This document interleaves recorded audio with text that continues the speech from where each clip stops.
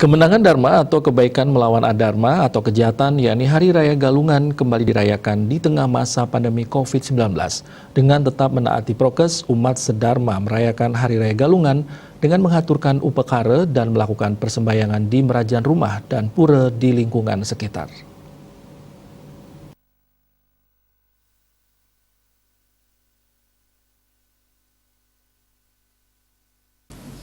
Umat sedharma melakukan persembahyangan sebagaimana mestinya dengan tetap menggunakan masker dan menjaga jarak satu dengan yang lainnya. Beberapa tempat suci telah dilengkapi fasilitas cuci tangan. Walaupun masih di dalam masa pandemi COVID-19, makna dan esensi Hari Suci Galungan tidak berubah. Justru di tengah hari raya besar ini, masyarakat memiliki waktu untuk lebih husuk mendekatkan diri kepada Ide Sang Yang Widi Wasa, Tuhan Yang Maha Esa, serta berdoa memohon agar pandemi yang melanda seluruh dunia ini dapat segera berakhir. Ketertiban masyarakat Bali merayakan Hari Suci Galungan dan ketaatan terhadap prokes patut diapresiasi dan dipertahankan. Harapannya tidak muncul klaster upacara keagamaan. Regita, Bali TV.